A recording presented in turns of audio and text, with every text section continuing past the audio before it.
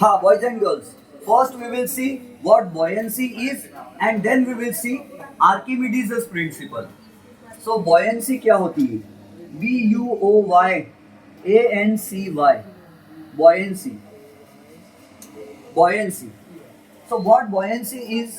See, if I fill this bucket, this bottle with either choline और with water, या मैं एक काम करता हूँ, इसमें का अगर पूरा choline निकाल लूँ मैं, if I remove all the choline from it and इसका ढक्कन टाइट बंद कर दूँ, and if I immerse it in water in a tank, एक टैंक में पानी है, मैंने इसको डुबा दिया और छोड़ दिया, रिलीज कर दिया, तो what will happen?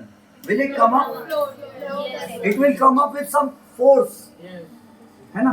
अगर हमारे पास कोई प्लास्टिक की बोतल है, ढक्कन लगा है, बंद है बोतल, और हमने उसको नीचे डुबा दिया टाके के पानी में और छोड़ दिया, तो it will come with force, एक फोर्स से धक्का मार दिया.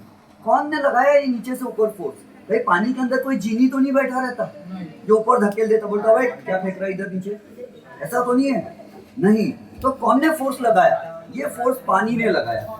And this force is called buoyancy force और buoyant force. This force is called buoyancy.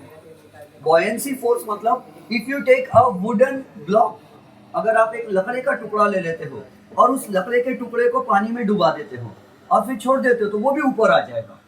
तो इसको बोलते हैं बॉयंसी फोर्स या बॉयंट फोर्स. और आपको पता है साबुन बनाने वाली कंपनी भी पढ़ी लिखी होती है बहुत ज्यादातर. एक कंपनी है जिसकी साबुन आती है मार्केट में, कभी साबुन का स्पेलिंग देखे? इट्स नॉट लाइफ बॉय, लड़का ही जिंदगी है, ऐसा नहीं है. लाइफ बॉय नहीं रहता, वो ये वाला बॉय है लाइफ बॉय. मतलब क्या? Your life will upthrust. Buoyancy को और एक कॉन्सेप्ट आता है, बॉयंसी को अपथ्रस्ट भी कहते हैं. अप यानी ऊपर, थ्रस्ट यानी फोर्स, ऊपर की डायरेक्शन में फोर्स लगाता है पानी. अगर आप नीचे की डायरेक्शन में बॉटल डुबाना चाह रहे हो, एम्प्टी बॉटल, तो ऊपर की डायरेक्शन में फोर्स लगाएगा, इसीलिए इट इज कॉल्ड अपथ्रस्ट. तो लाइफ बॉय का मीनिंग क्या है? लाइफ बॉय का मीनिंग है कि अगर आप ये साबुन से नहाओगे तो आप डिप्रेशन के कारण डूबोगे नहीं. डी यानी डाउन होता है इंग्लिश में, प्रेस यानी दबाना. डिप्रेशन हमको नीचे दबाना चाहता है, और लाइफ बॉय साबुन से नहाओगे तो आप नीचे नहीं दबोगे, आप हल्के फुल्के हंसते खेलते उछलते कूदते रहोगे. बॉयंसी मिलेगी आपको लाइफ बॉय साबुन से लाइफ में, समझ रहे हो? और लक्स का मीनिंग क्या होता है? लाइट. लाइट का ब्राइटनेस गिनने का यूनिट था पुराने जमाने में लक्स. अभी भी मोबाइल फोन में एप्लीकेशन आती है lux meter. Lux meter measures the brightness of light. तो लक्स साबुन का मतलब होता है लाइट. लक्स यानी लाइट होता है, तो उसका मतलब है कि हमारी साबुन से मुंह धोंगे तो लाइट की तरह चमकोगे, गोरे हो जाओगे. कंपनी वाले पढ़े लिखे लोग होते हैं. अच्छा, टेल मी, कभी आपने नोटिस किया, we are people living in city, लेकिन जो गांव में रहते हैं ना जो लोग, उनके घर क्या होता है मालूम है? कॉर्पोरेशन के, ग्राम पंचायत से कभी कभी नल नहीं आता, कॉर्पोरेशन वाला पानी नहीं आता, नल है ना, ग्राम पंचायत से नल नहीं आता उनके घर में पानी, तो वो लोग कुएं में जाते हैं, कुएं पर पानी खींचने के लिए, और कुएं में पानी बकेट डाल देते हैं. This is the well and this is the ground level. ये कुआं है, और कुएं पे आपको पता है एक ऐसी पुली लगी रहती है, एक चक्री लगी रहती है गोल. मेरी ड्राइंग उतनी अच्छी नहीं है, एक गोल चक्री लगी रहती है, जिसके ऊपर से रस्सी डालते हैं वो लोग ऐसे, और यहाँ पर एक बकेट होती है.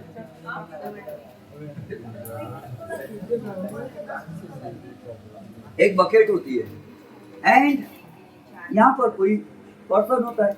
जनरली मैंने देखा गांव में लेडीज लोग ही जाते हैं पानी खींचने के लिए.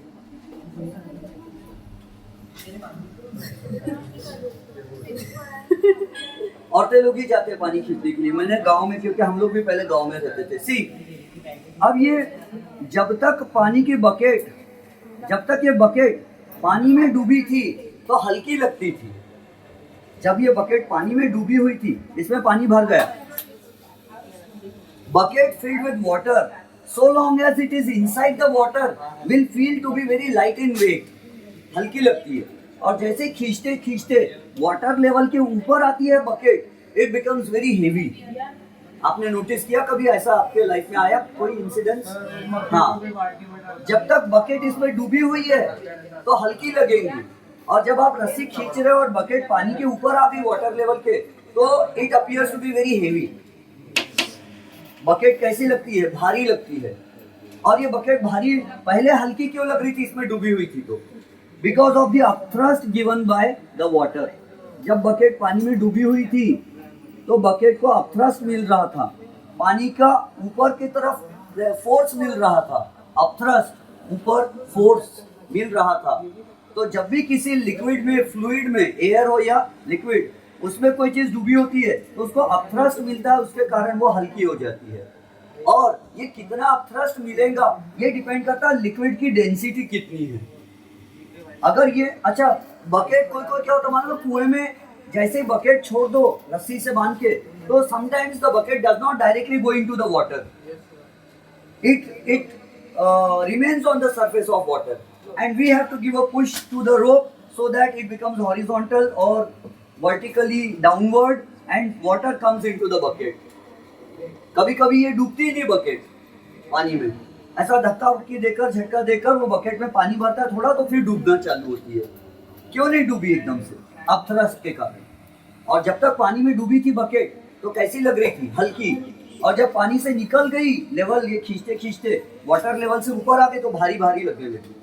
तो पानी में अपथ्रस्ट मिल रहा था, हवा में, एयर में अपथ्रस्ट उतना ज्यादा नहीं मिल रहा है। If I throw a piece of paper in air, तो ये पेज धीरे धीरे नीचे आता है, जल्दी से नहीं आता एयर में। क्यों? एयर भी अपथ्रस्ट देती है पेपर को, लेकिन एयर की डेंसिटी क्या है? बहुत कम है, तो वो अपथ्रस्ट भी कम देती है। पेज को अपथ्रस्ट देती है, लेकिन कोई आदमी कूद गया बिल्डिंग से, उसको अपथ्रस्ट नहीं देंगे कि चल भैया तू भी धीरे धीरे उतर जा, नहीं, उसको अपथ्रस्ट कम देंगे। और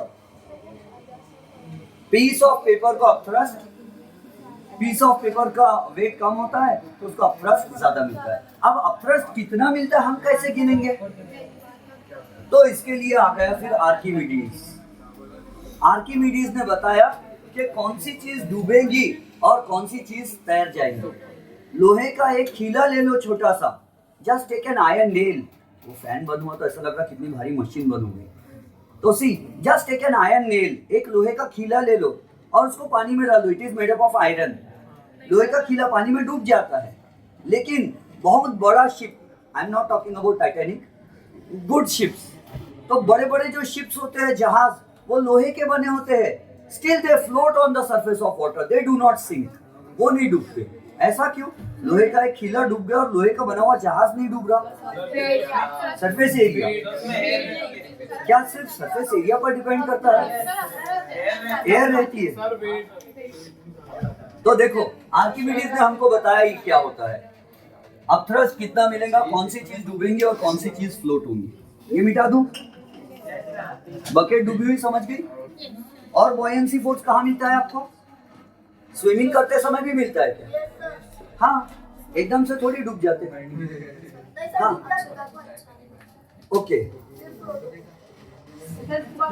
we will study Archimedes principle in the next class. क्योंकि अभी हमारा समय समाप्त हो गया तो हमको जाना पड़ेगा, कल इसको कंटिन्यू करेंगे।